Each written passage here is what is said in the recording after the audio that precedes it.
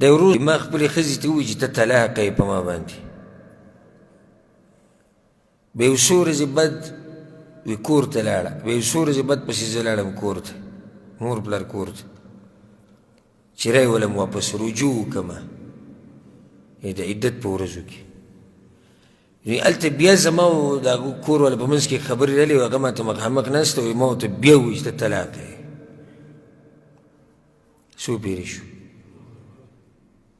خدای ګورې لا واپس کړې نه ده هغه زوړ عدت کې ولا بل طلاق ورکړی او زما اراده دا و چې زه د اولنی طلاق مضبوطوم نو دا ورور وایي چې ښځه مې واپس کړه طلاق یې ورته کور کې ووایي هلته د مور پلار کور کې بیا واپس کور ته بوتله یو څو میاشتې بعد موله بیا طلاق ورکړو نو دا اوس په ما حرامه ده او که نه او زه رجوع کولی شم او که نه او زما وایي بچي م دي الجواب زموږ خواله راشي بچي دي زمونږ واړه واړه بچي دي وایي زمونږ او کوم ټیم کې چې طلاق ورکولو دا ته نه به پته چې بچي دي اکثر چې راشي غوسه ومه نو د غوسې خو اقسام دي هره غوسه کې خو دا نه چې طلاق نه واقع کي چا چاته به خوشحالي کې طلاق ورکړی د خوشحالي طلاق پکې کم یو دی هغه شیخ عبدالسلام رحمه الله د هغه نه چا تپوس وکړو وایي شیخ صاحب ما طلاق ورکړی خو مینه کې لکه مینې محبت تلاسي هغه وایي ته د مینې طلاق یې دا خبره پکې د کوم ځای راغلی چې زه مینه کې مو ورکوم زه په ځان نه یم پوه شوی او زه د طلاق نه ګپ مه جوړوئ لکه کومو خلکو چې د طلاقو نه ګپ جوړ کړی و پیغمبر صلی الله علیه وسلم زمانه کې هغه څه یلعبو بکتاب الله تاسو الله په کتاب پورې ټوغې کوئ ټوغې کوئ تاسو الله په کتاب پورې معمولي خبره او طلاق معمولي خبره او طلاق او بیا وروسته ګرځي په مولیانو پسې نو اکثر دا زموږ دا کمرونه چې دي مقلدین نو دوی بیا ووایي چا پسې لاړ شي اهل حدیثو پسې لاړ شي طلاق په مسله کې دی خورا باید نو اوس دا ورور د طلاقو نه بغیر بل څه کار نشي درې طلاق یې ورکړي دي وایي زما واړه دي او بچي دي او زه اوس څه وکړم الجواب اولنی طلاق خو هغه وایي چې ما ورکړی دی چې اولنی طلاق شمار شي یو شو دا دویم طلاق نه واقع کېږي ولې ځکه چې صحیح خبره دا ده راجح قول لري چې د عدت په دوران کې طلاق نه واقع کېږي یو سړی د ښځې طلاقه کړه او بیا راولګېدو د واپس کولو نه مخکې په عدت کې بیا طلاقه کړه نو دغه صرف هغه اولنی طلاق واقع شوی دا دویم نه واقع کېږي ځکه چې طلاق د واپس کېدو نه بعد واقع کېږي یا د نوي عقد نه بعد او دلته نه رجوع شوې ده او نه نوی عقد شته او دې ورور ته موږ دا وایو چې له الله نه ویرېږم او دا ژبه دې کنټرول کې ساته ځکه چې یو طلاق پاتې شو څو پاتې شو ولې یو پاتې شو یو څو میاشتې بعد بیا ورکړی نه دي پوره درې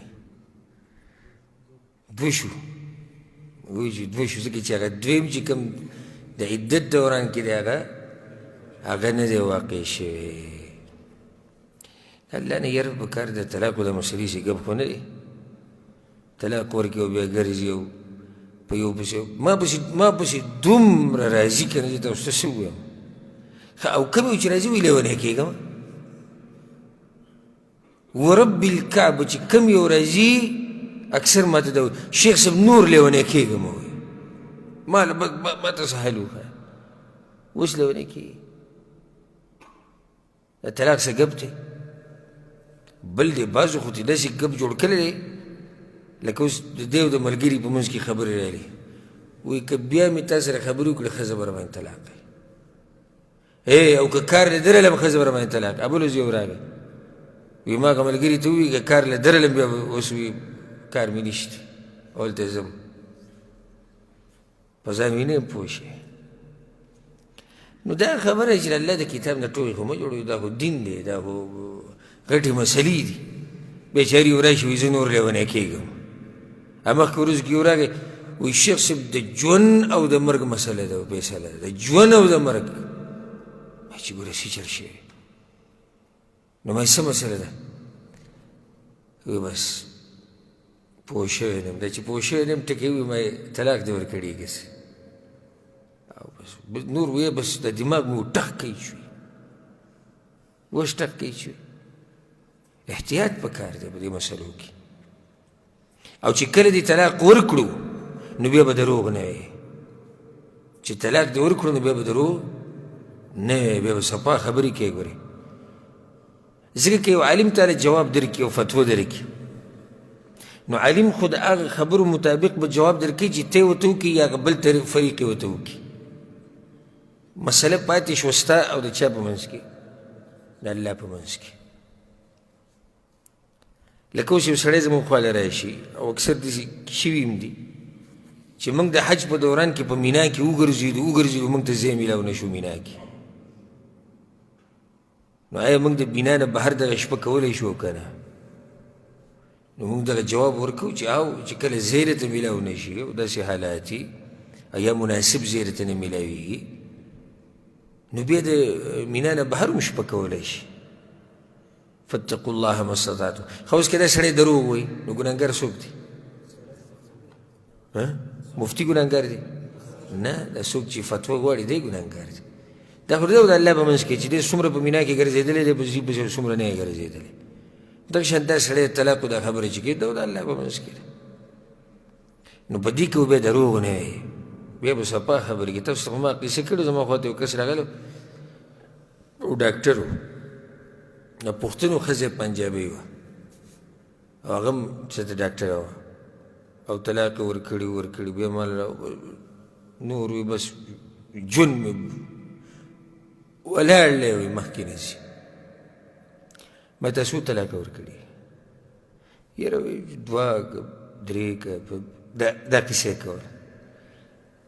ما ته خپلې ښځې ته ټلیفون میلاو کړه، دا خو داسې نه وي ته ماته څه وایي، دا خو به راځي بل طرف هم خبره اورې څه وایي. او ډاکټره ښځه هوښیاره ښه پوهه.